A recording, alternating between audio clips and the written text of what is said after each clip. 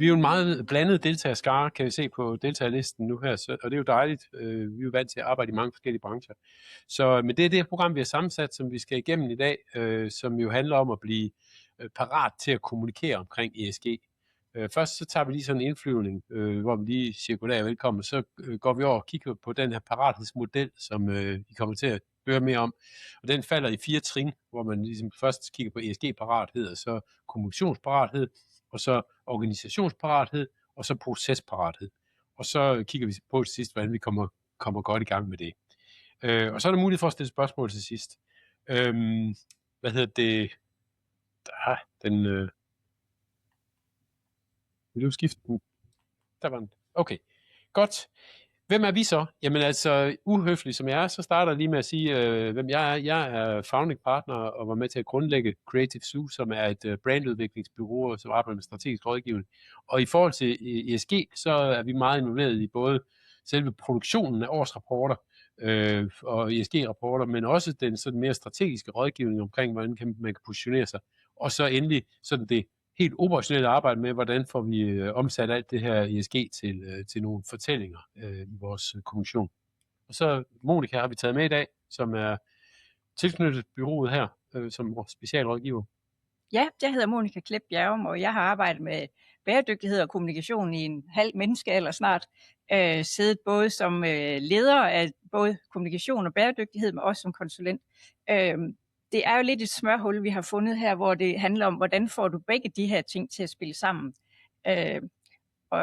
Og det har jeg haft fingrene ned i, både i rapportering og i strategier, og i også helt hardcore, hvordan er det, man kan se, at det her ikke fungerer i praksis. Ja. Så det er det, vi bringer ind. Så du dækker den sådan ESG-fagligheden af, og jeg dækker sådan kommunikation og brandfagligheden af.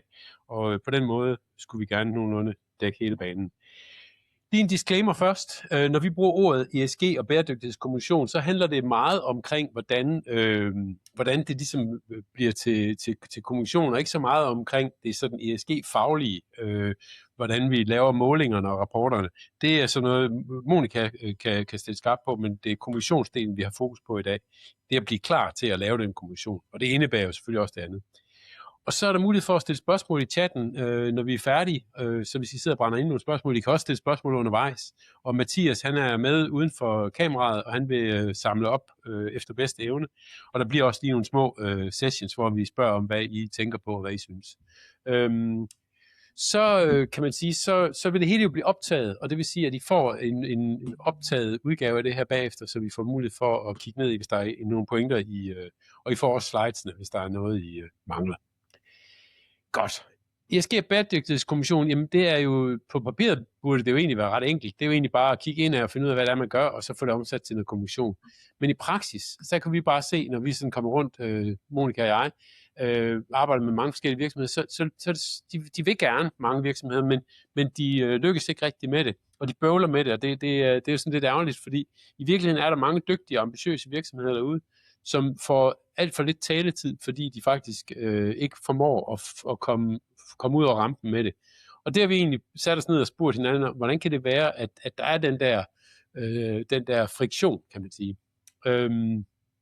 Og det vi sådan ligesom er kommet frem til, det er, folk de siger sådan noget med, jamen vi har ikke opbakning fra ledelsen. Okay, men så har vi et problem, som vi skal have fjernet, en sten, der ligger i vejen, ikke? Eller vi laver ikke en samlet rapport, som dokumenterer vores arbejde og kortlægger vores planer. Og det er klart, den her liste, jeg kommer med her, den er ikke udtømmende for det, men det er bare nogle af de ting, der sådan typisk kommer op. Det kan også være, at folk de siger, jamen vi har ikke prioriteret vores indsatser efter væsentlighed. Og det vil vi også komme tilbage til. Monika giver lidt input på, hvorfor det er vigtigt at arbejde på den måde. Og så kan man sige, det kan også være, at vi ikke har overblik over, hvilke interessenter vi vil fortælle hvad. Og det er noget af det, jeg kommer til at fortælle lidt mere om. Og så kan det også være, at man ligesom ikke har et forum på tværs i organisationen, hvor man kan identificere og kvalificere sine historier. Fordi det her med at begynde at arbejde med ESG-kommission og bæredygtighedskommission, det kræver jo lidt, at man stiller sig lidt anderledes på banen, fordi det er noget, der er tværdisciplinært. Det er noget, der har relevans for mange dele af forretningen, så derfor skal man også organisere sig tværorganisatorisk. Og det lyder nemt, men det er ikke altid lige nemt. Og så kan det også være, at man ikke har et system og en kommandovej til godkendelse af historier. For eksempel, man sidder hen i kommunikationsafdelinger og har skrevet en historie, og vil egentlig gerne ud med den her historie, men du ved, hvem skal sige, at den er god nok? Altså, er den on-brand? Flugter den med det, vi faktisk kan stå inden for? Er der en risiko ved at gå ud og sige det her? Eller sådan, hvem kan lave den der vurdering af den, ud fra de der forskellige kriterier, om den flugter med vores strategi, eller om den også er risiko for at blive greenwashing? Og så kan det også være, at nogen siger, at vi er bange for at komme til at sige noget, som kan ramme os som greenwashing. Det kommer vi også lige til at kigge på, hvorfor det er. Og det er jo med rette, kan man sige, at det er en risiko. Men alle de her forskellige årsager, de fører frem til en eller anden form, for der er noget friktion i systemet. Der er noget, der ikke er parat til at gå i gang med den opgave, der ligger. Og det er egentlig noget af det, vi vil prøve at snakke om i dag. Så hvis man skal kigge lidt på det udefra, så svarer det lidt til at sætte en hel masse penge i banken, og så lade være med at hæve renterne. Og det synes vi er ærgerligt, fordi der er mange gode historier, der aldrig bliver fortalt. Og når de så bliver fortalt, så bliver de måske fortalt på en sådan lidt halvhjertet eller ikke troværdig måde. Så det er noget af det, den her parathedstilgang man kan ligesom massere på en hel masse forskellige punkter, ømme punkter, og få fjernet alle de der ting, som gør det bøvlet. Og det er det. Så i dag der får vi ligesom en klar model for, hvordan god og troværdig ESG-kommunikation den ligesom skal komme til veje.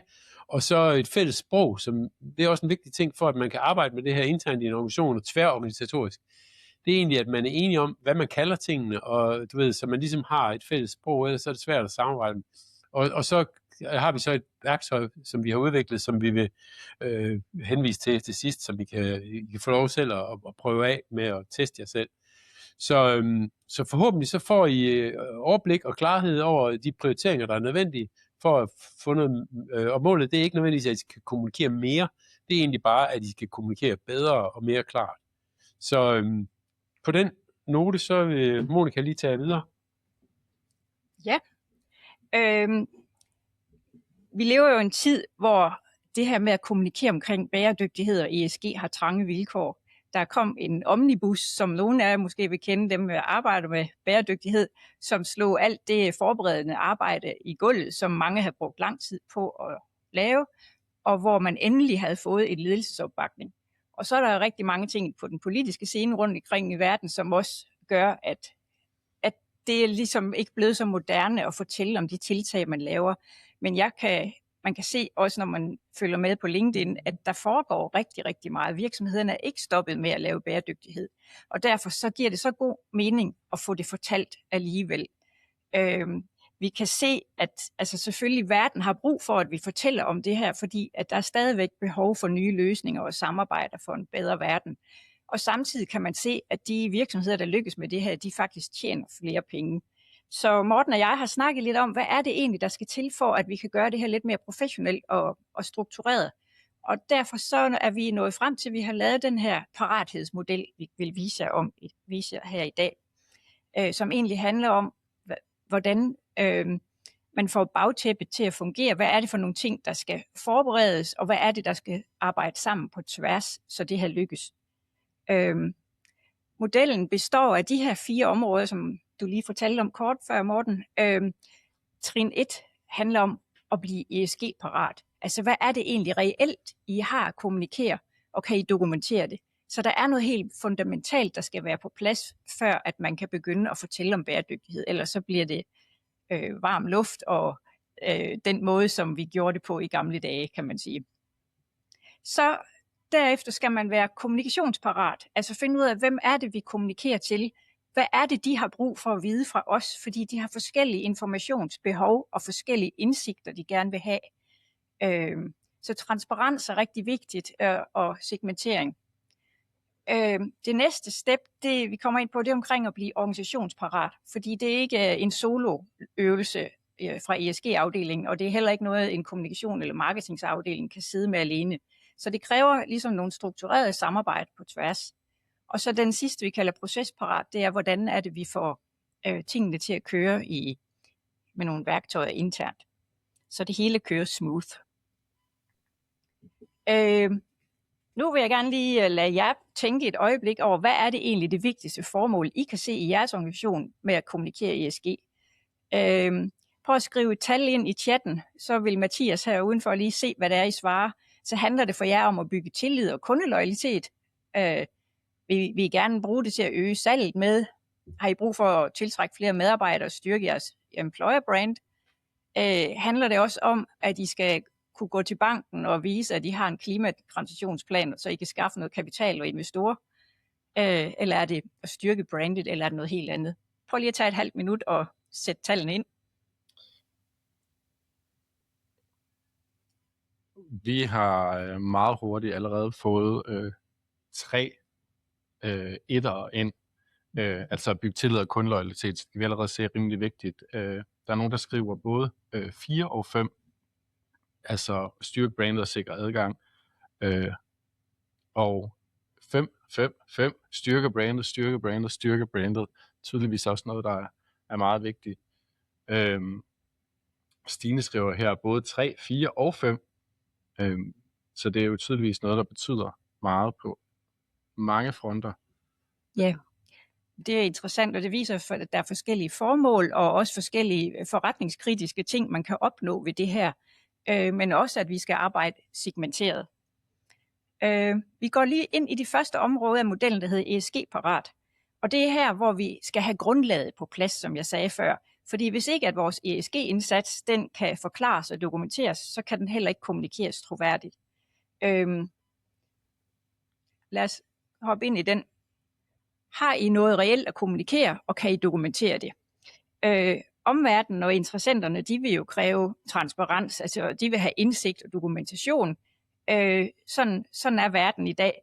Kunderne, de vil gerne have indsigt i jeres ESG-performance, hvordan I arbejder med leverandørerne. Banker og investorer, de vil have den der dokumentation, der gør, at de også tror på, at I har en bæredygtig forretning på den lange bane. Og medier og NGO'er og opinionsdannere, de vil have beviser for, at det, I siger, det er også rigtigt. Så den måde, som I går til det her på, det er, at det kræver, at I laver en væsentlighedsanalyse. Det vil jeg til enhver tid anbefale, også selvom det ikke er lovpligtigt længere for alle. Så alligevel lav jeres væsentlighedsanalyse derhjemme. Find ud af, hvad er det for nogle steder, I har en negativ impact, påvirkning af mennesker og miljø og natur, men også hvad det er for nogle emner, at der er strategisk vigtige for jer. Det er det dobbelt væsentlighedsprincip. Kort fortalt, find ud af, hvad det er for nogle områder, hvor I har den største påvirkning. Og det er det, I egentlig skal arbejde med. Det er inden for de områder, at I skal have jeres handlinger, jeres handlingsplaner, jeres målsætninger og indsamle jeres data og dokumentation. Og så samle det op i en rapportering, så man kan se, det ligesom er marketerningen af de væsentlige påvirkninger, som I har som virksomhed. Så hvis ikke at de kan forklare og dokumentere det er klart, så er det også rigtig svært at kommunikere det. Så vil jeg sige, at ESG-rapporten, det er jo på vej til at blive sådan en rigtig knastør ting. Tidligere var det sådan mere et magasinagtigt præg for mange virksomheder i hvert fald, og også noget, hvor man kunne fortælle en masse gode, sjove historier. Men med den tendens, der er nu også med lovgivning, så bliver det sådan en knastør ting, men den er super vigtig, fordi det er der, I forklarer jeres problemstillinger, altså de her væsentlige områder. Det er her, I har jeres handlinger og fortæller, hvordan det går, og I dokumenterer det med data, og I har muligvis endda også en revisor til at læse det igennem. Så det bliver ryggraden i kommunikationen. Det er ikke der, I har selve rapporterne. Den skal bagefter oversættes til noget. Men det er her, hvor man går ind og kan finde al basis, som skal bruges til en kundefokuseret ESG-dialog, som I kan have med sælgerne, som sælgerne kan have med kunderne. Det er også her, I finder den dokumentation, I skal bruge til banker, investorer og andre samarbejdspartnere. Det er også her, I får grundindholdet til den kommunikation, I så fører over på websites og cases og nyhedsbreve og hvad det ellers måtte være. Og endda også til, når I skal skrive gode taler til jeres CEO og sætte ham eller hende op på ølkassen til public affairs og hvad det måtte være af emner. Det er ligesom ryggraden i det hele. Så vil jeg også bare lige sige til jer, der ikke arbejder med bæredygtighed til dagligt, at der er det her værdikædeperspektiv, som er vigtigt. Fordi man har ansvaret og forventes at tage ansvar for noget, der er større end en selv. Så altså hele den værdikæde, man er i del af. Så når virksomheden køber ind, hvad er det så for nogle leverandører, man bruger? Hvad for nogle arbejdsforhold tilbyder de deres medarbejdere? Og hvor kommer egentlig de her materialer fra? Er det hele købt på Temu? Eller er det noget, der ligesom er styr på? Og ud til kunderne. Også hvad er det for nogle varer, man sender på markedet? Kan de egentlig, hvad sker der end of life med produkterne? Hele den der kæde forventes man at have overblik over og kunne svare på. Og også have initiativer på. Og det gør også, at kommunikationen kan have mange vinkler ind i det her. Så husk værdikædeperspektivet. Så er det interessant at starte med at lægge en ambition som virksomhed. Så hvor meget vil I gøre ud af det her? Nu kommer der lige sådan en pyramidemodel her, hvor vi bygger den op nedefra. Nederst, der kan I se, jamen hvis ikke I vil gøre noget, så er det, som jeg kalder en laggard. Altså så kan man være non-compliant, og man har faktisk overhovedet ikke noget, man kan kommunikere, uden at man virkelig står på mål for kritik. Så kan man så tage næste niveau, hvor man siger, jamen vi vil egentlig bare gerne følge de andre i branchen, så vi får styr på vores basisdata, og vi laver en basisrapport, og det er også pænt og ordentligt, og vi sørger for, at vi overholder lovgivningen. Så kan man kommunikere om de fremskridt, man gør, og det kan man gøre pænt og ordentligt. Hvis man er mere ambitiøs, så kan man være differentiator, altså finde en vinkel ind i det her, hvor man siger, her vil vi gå foran, eller vi vil gøre noget særligt, vi vil investere i noget, som giver mening for forretningen, som vi også kan differentiere os på. Der har man mulighed for at stikke snuden meget længere frem, og man kan selvfølgelig tage nogle rigtig spændende initiativer på det, hvis man går så langt. Og hvis man vil helt op og have kronen på værket, jamen så er der jo nogle virksomheder, der siger, vi har brug for at være thought leader. Der skal være en, der går forrest i hele branchen. Vi vil gerne trække det her. Vi vil gerne have, at det er os, der bliver sat ind ved de store konferencer og fortæller, hvordan vi løser det her. Vi vil gerne kunne tiltrække de spændende partnerskaber, og vi vil gerne kunne tale om nogle agendaer, der rækker ud over vores virksomhed. Så det er sådan en, I kan prøve at sidde og tænke lidt over, hvor I selv ligger henne i dag, og om der kunne være mulighed for at gå et skridt videre. Ja, til sidst i det her ESG-brættet vil jeg bare lige sige, altså ja, rapporten med alt fundamentet er udgangspunkt for, at I kan lave alverdens kommunikation, som Morten kommer ind på om lidt, og forhåbentlig undgå at komme ind i noget, der handler om krisekommunikation.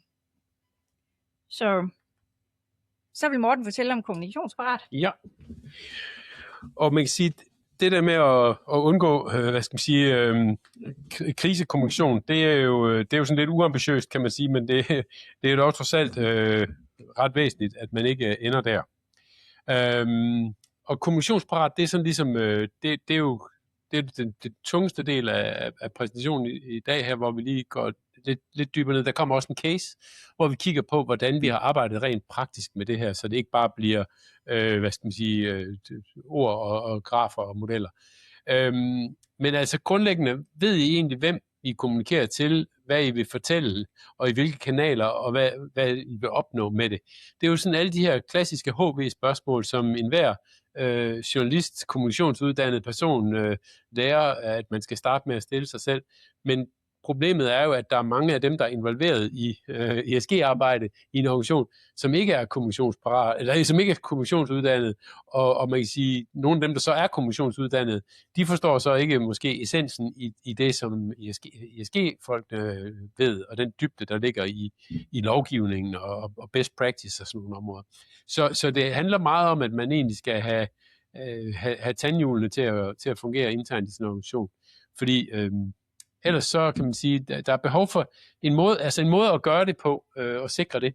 Det er jo det, vi kalder et ESG-fundament, som kan være i form af sådan en fortælling, hvor vi egentlig siger, altså man får defineret et klart formål med sin ESG-kommunikation, jævnfør den der væsentlighed. Hvad er det, der er væsentligt? Og så holder man sig til de ting, man har defineret som væsentligt, fordi så kommer der nogen ned fra produktudviklingen og siger, vi kunne også fortælle om det her, eller nogle andre kommer og fortæller.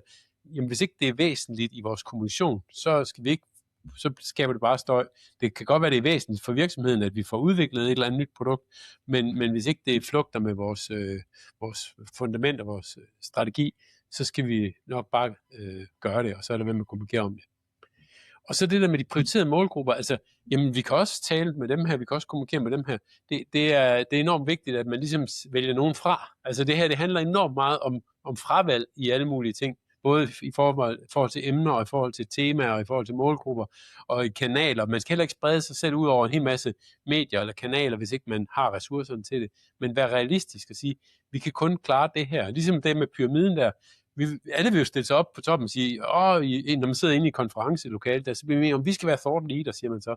Ja, men prøv nu at kigge på jer selv. Altså, I ligger hernede i bunden af pyramiden, er det så realistisk at tro, man kan springe derop? Nej, det er det ikke. Så tag nu nogle realistiske skridt, og så få styr på det og bygge det ordentligt, grundigt op. Så er der det der med viden om målgruppernes interesser og behov for indsigt i jeres ESG-arbejde. Altså, det er jo sjældent, at der er nogle kunder, det kan selvfølgelig godt være, at der er nogle købende kunder hos jer, der har en eller anden specifik viden om, eller ønsker om at vide nogle data fra jer, fordi de skal bruge det i deres egen rapportering, men så kan de gå ind og slå det op i rapporten. Men hvis det skal på en eller anden måde blive til historier, så skal det oversættes, sådan at de kan fortælle historien videre til deres kunder, eller i deres netværk. Så kan man sige, segmenteret kommunikation baseret på en skarp fortælling med tydelige budskaber for hver væsentlig ESG-emne. Det er egentlig det, vi sådan kalder en form for den der grundfortælling, som skal til, som skal styre det hele, at man ligesom ved, hvad det er, man vil opnå med sin fortælling, og hvem man vil aflevere den til. Og så afklaring af, hvem der taler om hvilke emner. Altså det der med taler, internt i organisationen. Hvem er det, man stiller telefonen om til, når de ringer og spørger om et eller andet, fra en journalist ringer og spørger om et eller andet. Det er vigtigt, at man har nogle definerede områder, hvor man siger, hvis det er en HR-vinkel på det her, så er det altså dig, der tager den, og hvis det er den der, så er det dig, der tager den, så man ikke på en eller anden måde sidder og kloger sig på hinandens områder. Det er jo ret banalt i mange tilfælde, men på en eller anden måde, så i det her ESG-arbejde, der sker der bare tit det, at når jeg er ESG-koordinator, eller jeg er ESG-ansvarlig, og journalisten stillede spørgsmålet, hvor ordet ESG indgik i, så kan jeg lige svare på det. Men det er vigtigt, at man på en eller anden måde får talt om de der scenarier, hvad er det for nogle historier, hvem skal udtale sig om. Så det kan skabe enormt meget støj, helt klart internt. Det oplever vi tit, at virksomheder bliver frustreret, og organisationer bliver frustreret, fordi de ligesom render og træder hinanden over tæerne. Men det kan jo også endnu værre eksternt blive til støj frem for værdiskabelse, fordi at man på en eller anden måde ikke rigtig ved, hvad virksomheden faktisk vil, og hvad de står for, og hvad de vil gøre mere af, hvad de vil gøre mindre af, og sådan ting. Fordi der bliver kommunikeret lidt i øst og vest. Så det er vigtigt at forstå det her med, jamen jeres rapportering og dokumentation, og uanset hvilken form I afrapporterer i, eller hvordan I gør, alt det, som Monika har snakket om, det er vigtigt, at den kommunikation er jeres license to communicate, men den er i sig selv ikke jeres kommunikation. Altså, vi laver jo meget, meget tykke og store rapporter fra mange af vores kunder, og hjælper med at få dem sat grafisk op og få dem produceret og sådan noget ting. Men de er jo ikke kommunikation. De er mulighed for at lave kommunikation, men i sig selv er de bare forstået nogle facts, der er sat pænt op og gjort anvendelige. Den case, jeg lige lovede jer, det er Djurslands Bank, som vi arbejder med i rigtig mange år. Der har vi, på et tidspunkt kom de jo også til os og sagde, at vi har egentlig alle de her gode historier, og vi opsamler dem hvert år og skriver dem ind i vores ESG-rapport, men hvordan pokker får vi dem ud og arbejde, hvordan får vi dem skudt af og ud over rampen? Så satte vi os ned med dem, og der er ikke noget hokus pokus i det, det er ikke svært, eller det er egentlig bare hårdt arbejde, kan man sige, systematik og hårdt arbejde, og så egentlig sætte sig ned og pille de her rapporter fra hinanden. Vi tog helt konkret 2023 og 2024 rapporten, og så splittede vi den ad og delte den op i nogle bunker, og så sagde, der er nogle E-historier, nogle S-historier, nogle G-historier, som vi kan lave vinkler på, og så er der nogle historier, som er rettet mod kunder, så er der nogle, der er rettet mod medarbejdere, og så er der nogle, der er rettet mod lokalområdet. Igen, det var de 3 segmenter, vi vil tale med, og det var de her emner, vi vil bringe i spil. Så I kan godt se, at der opstår ligesom sådan en matrix på tingene. Og lige en disclaimer, det I kommer til at se nu, det er ikke pænt og stylet, og vi kunne selvfølgelig godt have sat det pænt op, men det var egentlig bare for at vise, at det er egentlig bare et stykke arbejde. det kan lige så godt være en masse post-its. Det starter jo tit som en masse post-its på en væg, og så har vi egentlig bare skrevet dem ind på nogle slides. Det er mere for, at de forstår, at det er ikke noget, der man skal vinde en designpris for. Det er et stykke arbejde, der skal gøres. Og nogle af historierne kan selvfølgelig godt vinkles, så de kan puttes ind i forskellige kategorier. Det er logisk, men når I ser det her der kan I se alle de her forskellige historier, vi ligesom pillet ud og sagde, om der er en historie der er en historie der er en, der handler om medarbejdere og et eller andet. Altså her det er så alle de historier, som vi tænker, som har en relevant for kunder, hvor vi så siger, jamen det kunne være nogle af de her historier. Og så har vi så brugt farverne fra E og S og G til at farve historierne med, som lige får en fornemmelse af, okay, der er ikke nogen governance-historie, som er vinklet i forhold til kunder. Så ved vi i hvert fald det, og så kan vi sige, at hvis vi så gerne vil have 2 E-historier og 2 S-historier, så skal vi vælge ud fra det her. Så kan man komme videre med det, ikke? Og så siger vi, okay, hvad er der så medarbejdervinkel her, ikke? Om der var så en historie om, at vi har uddannet alle medarbejderne i forhold til hvidvask og sådan noget, ikke? Om det er jo sådan en governance-historie, så kan vi jo i hvert fald i medarbejdervinkel, kan vi så få governance i spil der, ikke? Og det er jo så nogle andre historier, der er relevante for medarbejderne. Og det sidste, det er så i forhold til lokalområdet. Hvad har vi gjort? Vi har lånt penge ud til energirenovering af forskellige byggerier og lavet bæredygtige lån for folk, der gerne vil have jordvarme og sådan noget. Og alle sådan nogle projekter, som har en betydning og en synlighed i lokalområdet, de har jo en eller anden form for ESG-vinkling, de der historier.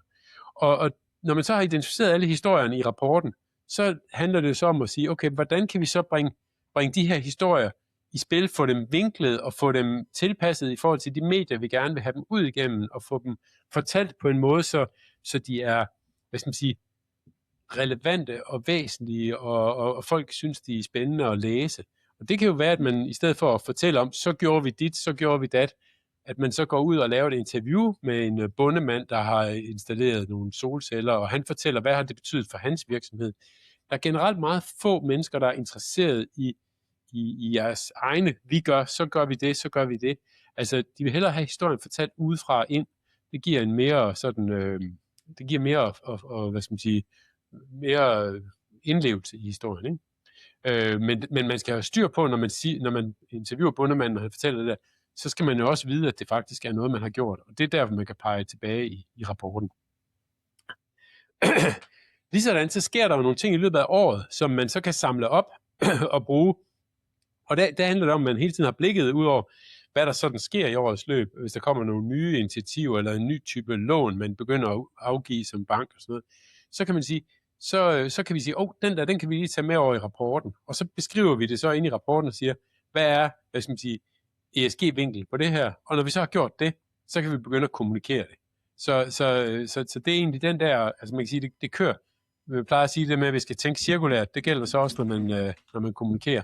Så årshjulet her, som er et vigtigt værktøj, det er egentlig der, det hele ender. Og det her, det er jo meget forsimplet, fordi normalt vil der jo være at sige, det her, det skal på LinkedIn, det her, det skal i nyhedsbreve, det her, det skal på hjemmesiden, det her, det skal, du ved, hvor du nu skal hen, alle de her historier. Så der ligger jo forskellige vinklinger af historierne, alt efter hvor de skal fortælle til dem. Så det er i hvert fald lige sådan helt super kort, det man kan gøre, når man har styr i penalhuset. Så. Ja.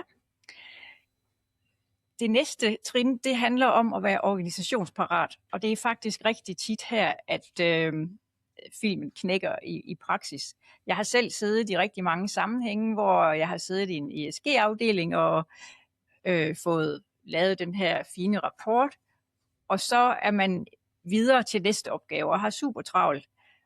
Og så alle de andre interessenter i organisationen, de har faktisk ikke kompetencer, viden, indsigt, begreb om, hvad de skal bruge det til, så de formår jo ikke at få det omsat til meningsfuld kommunikation til andre målgrupper. Og der er der nemlig behov for at blive organisationsparat, sådan som man sammen kan bære og bruge ESG-fortællingen. Og der vil jeg appellere til, at man får sat et stramt samarbejde op.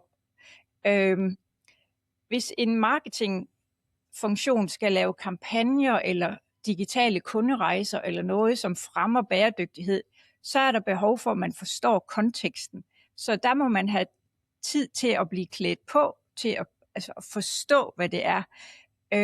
Når der står en knastør CO2 beregning i rapporten, og hvordan det går frem og tilbage med det, og en klimatransitionsplan, så er der behov for, at det bliver omsat til en kernefortælling, som kan bredes ud, ligesom Morten siger, til forskellige formål. Så på de væsentlige områder er det vigtigt, at I tager tid til at få bearbejdet, hvad er fortællingen omkring den her klimarejse, vi er i gang med. Hvorfor er vi her i dag? Hvad er det egentlig, som er vores problematik i det? Hvor er det, vi er på vej hen? Hvem har vi behov for, at der skal støtte os på rejsen? Og hvad er det for nogle hurdler, vi skal overkomme? Hvis man kan forklare det, så kan man også lave meningsfuld kommunikation. Når en sælger bliver mødt af spørgsmål fra kunderne om, hvad gør I på klima? Eller har I nogle produkter, der kan hjælpe os med dit og dat? Så er det rigtig vigtigt, at man er klædt på til det. Og det lyder måske banalt, men i praksis er det der, hvor det næsten aldrig sker. Så få lavet de her connecting the dots, hvem skal arbejde sammen med hvem, så sælgerne kan tage dialogen, og også komme tilbage og sige, kunderne spørger efter det her, eller kunderne ved ikke noget om det her, så er det vigtig viden. Og HR, de skal jo kunne forklare, når de sidder i rekrutteringen, så alle de her nysgerrige unge mennesker, der gerne vil vide om, hvad I laver på bæredygtighed, det skal man kunne forklare. Så I skal have nogle fælles kernefortællinger, som så kan distribueres ud. Så organisationsparat handler om at få struktureret jeres interne samarbejde til det. Ja. Ja, og det her med fortællinger, der kan man sige, jeg plejer jo altid gerne at citere Daniel Kahnemans, det her med, no one ever made a decision because of a number, they need a story. Så som Monica siger, så er det vigtigt at få det her omsat til historier. Men de historier skal jo ikke bare være fri digt, fordi hvis det er det, så ender man her. Så går man lige i greenwashing-fælden. Og det er der jo rigtig mange, der er bange for, som vi også startede med at kigge på. Altså, der er jo øget fokus på det her fra Forbrugerombudsmandens side, og grafen derovre viser jo tydeligt, selvom det ikke er helt opdateret tal, at trenden går opad. Der bliver rejst flere sager, der bliver afsagt flere domme, og det er et område, der helt klart er mere og mere fokus på. Så det er vigtigt, at man kan sige, har klare roller og klare ansvar, og at man også har faste arbejdsgange og godkendelser, og at man også ligesom har nogle retningslinjer for, hvad man må sige og ikke må sige, og at man går sit gamle materiale igennem også, og at man ligesom på en eller anden måde hele tiden arbejder tværorganisatorisk, fordi fejlen, der kan udløse en greenwashing-dom, den kan jo ske i alle afdelinger, kan man sige, så det er vigtigt, at man lige får styr på det. Og det er jo sådan lidt en træls en at aflevere til alle jer, der sidder her og bruger jeres tid, men man kan sige, der sker lige det her, der er lige en dato, I skal være opmærksom på, den 27.9. 26 her, der træder der et nyt ECGT-direktiv i kraft. Og det er nogle nye regler, som jeg ikke vil komme ind på her, fordi det fylder en del. Men hvis der er nogen af jer, der er interesseret i at lige at få sådan en guideline på det, og nogle retningslinjer for, hvad det er, I skal kigge efter, for ikke at komme til at få en bøde den 28.9., når reglerne er trådt i kraft, så er I velkommen til at henvende jer, fordi der har vi sådan en lille retningslinje, man kan bruge på det. Og man kan forestille sig mødet op i marketingafdelingen her, da de skulle finde på et nyt navn til det her benzinfirma, ikke? Altså, ja, vi kalder det sgu Green Oil. God idé, så gør vi det. Og så har man allerede sat foden forkert. De har i hvert fald ikke haft nogen med fra ESG-teamet til den brainstorm, tænker jeg. Og så det skyldes tit sådan en blanding mellem intern begejstring og manglende parathed, altså, og hvordan man ligesom får, man har ikke en plan, man har ikke en organisering, man ved ikke helt, hvad det er for en bane, man spiller på. Og man spiller måske ikke på den samme bane alle sammen. Nogen spiller på den ene, nogen på den anden. Så det der med at ikke være i synk og ikke gå i takt og sådan nogle ting, det er det, der tit faktisk i praksis udløser de her, fordi der bliver taget nogle beslutninger nede i afdelingen, der laver labels til papkasserne, som bliver sendt varen ud i butikken, som bare siger, at vi skriver der, vi putter et billede af en solopgang over en grøn mark på, og så ser det rigtig godt ud. Ja, men det går ikke. Så man skal hele tiden, du ved, alle de beslutninger, de skal på en eller anden måde valideres. Og det triste ved det her, det er jo, at man kan sige, alt det her fokus på greenwashing, det fører jo til hushing, altså greenwashing, som I kender sikkert de fleste af jer. Det her begreb med, at vi siger slet ingenting, fordi vi skal i hvert fald ikke, at vi skal ikke lande over i den anden. Så vægten skal på en eller anden måde balanceres, fordi reglerne er jo ikke lavet til at få virksomheder til at kommunikere mindre.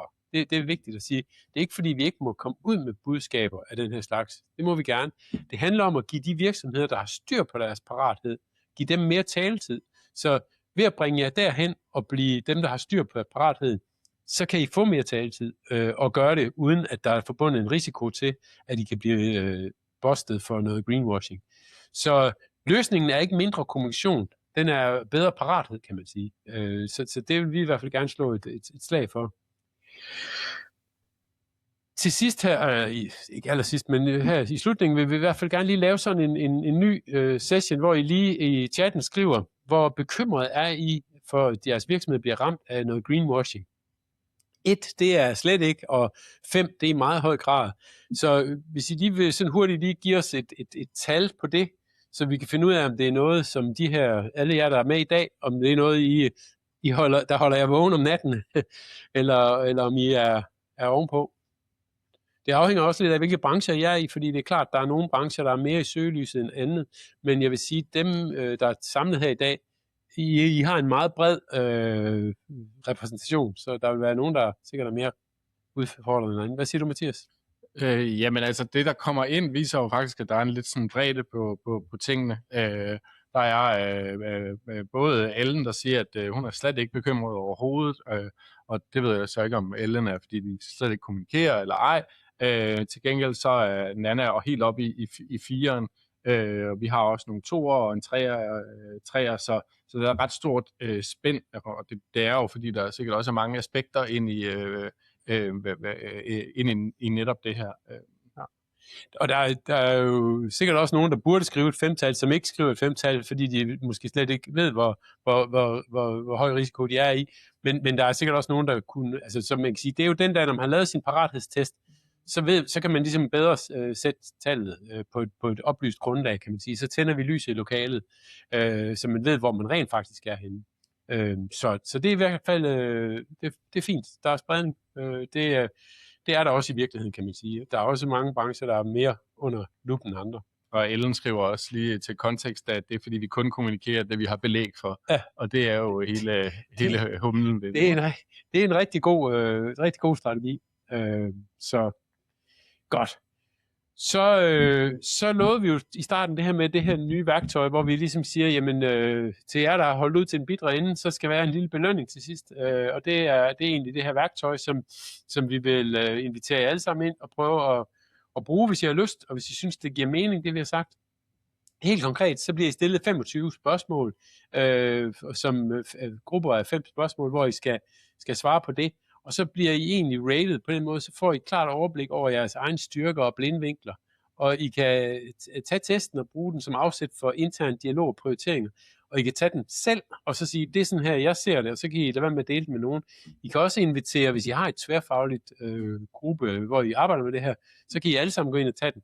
Og så kan I bagefter se lidt om, hvor I ligger henne, altså hvor I er aligned, og hvor der er stor spredning, altså hvor der er stor diskrepans i jeres oplevelse.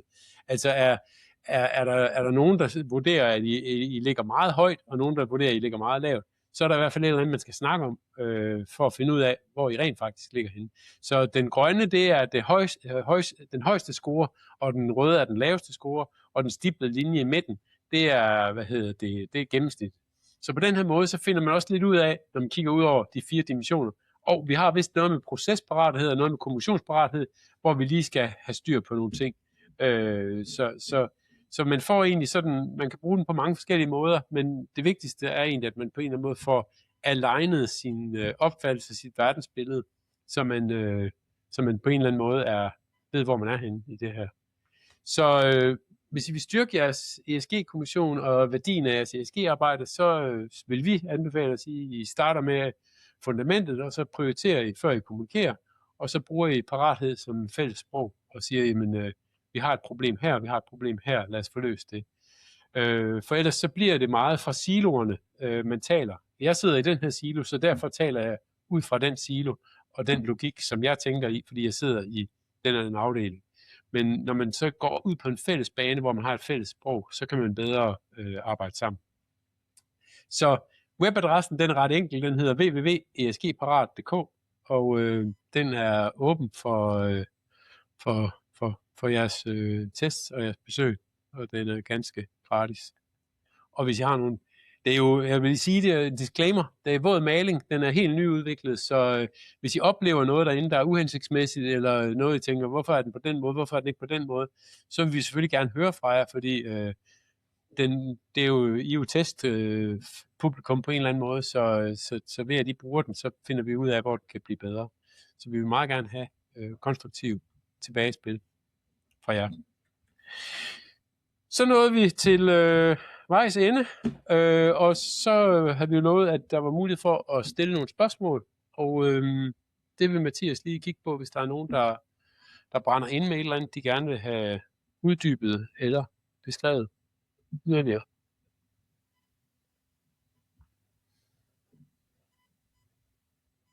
Det kan vi lige give 2 sekunder til Ja. at formulere, hvis man lige har det.